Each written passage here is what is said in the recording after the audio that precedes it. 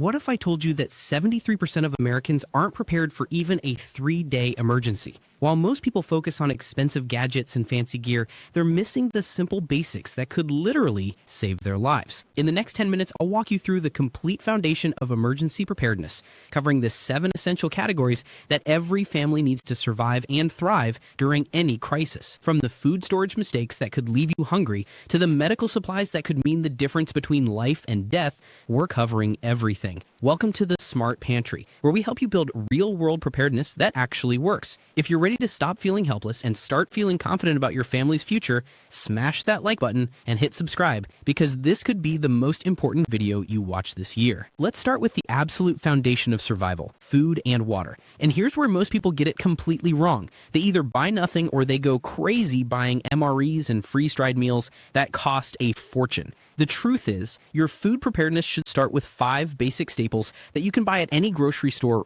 right now. Rice, pasta, flour, dried beans, and lentils. These are your foundation foods. They're cheap, they store for years when properly sealed, and they're incredibly versatile. A 50-pound bag of rice can feed a family of 4 for over a month, and it costs less than most people spend on coffee in a week. Pasta gives you quick, filling meals, and flour opens up the world of bread, pancakes, and countless other options. But here's what separates smart preppers from beginners. Dried beans and lentils are your protein powerhouses. While everyone else is panicking about expensive canned meat, you'll have protein sources that are cheaper, last longer, and are actually healthier. Now, let's talk about canned goods, because this is where you build variety and maintain your sanity. Stock up on canned soups, complete meals, vegetables, fruits, and yes, some canned meats too. Canned goods aren't just about nutrition, they're about morale. When you're stressed and scared, having a warm can of soup or familiar flavors can make the difference between staying strong and falling apart. And here are the critical extras that almost everyone forgets: salt, sugar, and spices. Salt isn't just for taste, it's essential for preserving food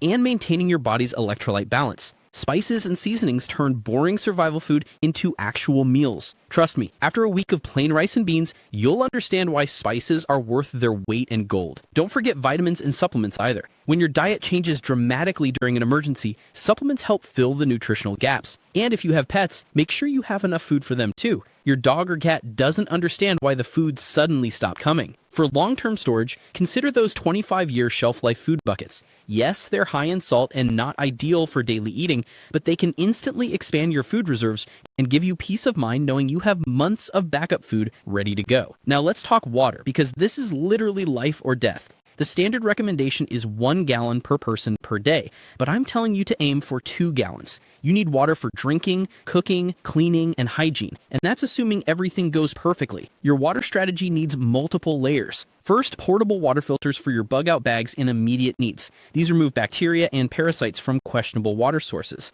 Second, a high-quality countertop filter system that removes a broad spectrum of contaminants from municipal water that might be compromised. Water purification tablets are your backup to your backup. Brands like MicroPure can treat water that your filters might struggle with. And here's something most people never think about. Scout your area now for natural water sources. Where are the streams, ponds, or rivers you could access if needed? Can you set up a rainwater collection system? For storage, you want dedicated water containers, but also separate containers for collecting and treating dirty water. Never mix clean and potentially contaminated water supplies. Moving on to power and light, because when the grid goes down, everything changes. If you can afford it, a generator, either conventional or solar, is a game changer. But generators are useless without fuel, so stock up on propane, butane, gasoline, and firewood. And remember, fuel isn't just for vehicles, it's for cooking, heating, and running equipment. For lighting, keep it simple and redundant. Matches, lighters, candles, flashlights, and lanterns. Always have extra batteries. I recommend creating a lights out kit,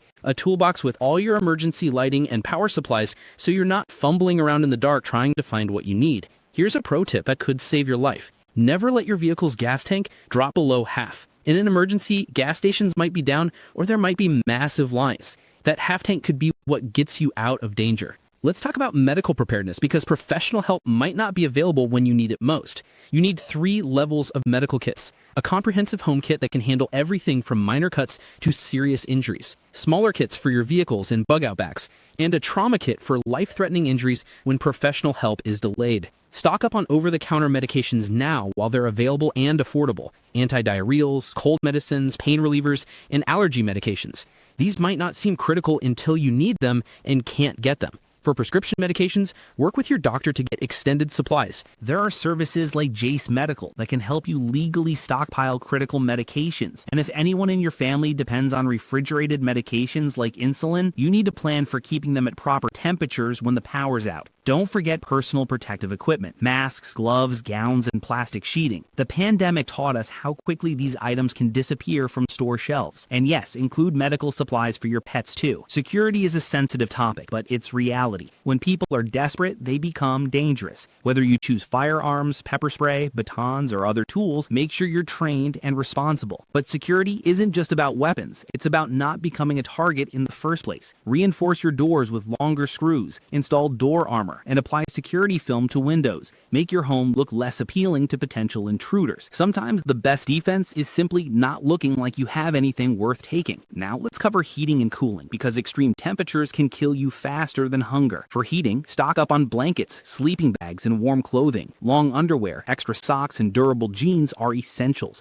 Tarps and plastic sheeting can insulate windows and reinforce your home's thermal envelope. For cooling, battery-operated fans, manual fans, and shade solutions can provide relief during heat waves. Tarps and reflective materials can help keep living spaces cooler when air conditioning isn't an option. Hygiene and sanitation might not seem exciting, but poor sanitation kills more people in disasters than almost anything else. Stock up on toilet paper, soaps, shampoos, toothpaste, and razors. Bleach and trash bags are essential for cleaning and waste disposal. Paper plates and disposable utensils become valuable when water for washing is scarce. And have a plan for waste management when regular services are disrupted, because improper waste disposal leads to disease outbreaks. Let's talk tools and equipment. You probably already own many of the tools you need: hammers, axes, shovels, gardening tools. Make sure they're accessible and in good condition. Add work gloves, screwdrivers, drill sets, and socket sets for repairs and maintenance. For survival-specific tools, multi-tools and knives are essential for repairs, food prep, and countless other tasks.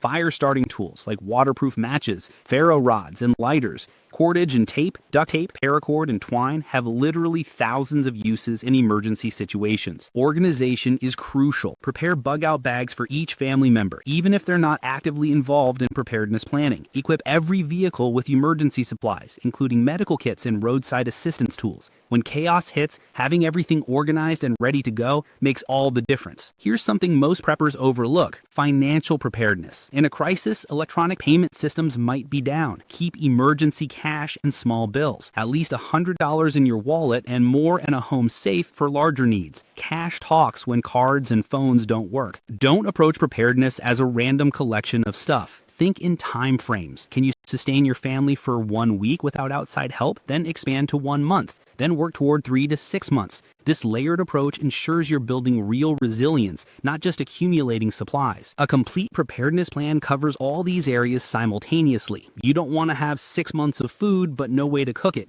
or perfect security but no medical supplies. Once you've covered these essentials, then you can start customizing with advanced gear, like inverter generators or solar ovens, but never let the fancy stuff distract you from the basics. It's the small, everyday items that most often determine whether you thrive or just survive. Remember, preparedness isn't a one-time project. It's an ongoing lifestyle. Regularly review and update your supplies, rotate food and water stocks, and stay informed about potential threats in your area. The world may be unpredictable, but your response doesn't have to be. By focusing on these fundamentals: food, water, power, medical supplies, security, heating and cooling, hygiene and sanitation, tools and financial reserves, you're building true resilience. Take time to assess your current situation, identify gaps, and methodically build your supplies and skills. Make preparedness a regular part of your routine. You'll not only be ready for whatever comes, but you'll also have the peace of mind that comes from knowing you've done everything possible to protect your family. If this video helped you understand what real preparedness looks like, hit that like button and subscribe to the Smart Pantry for more practical survival wisdom. And drop a comment below. What's the first area you're going to focus on? Stay safe, stay prepared, and remember, it's the little things that make the biggest difference.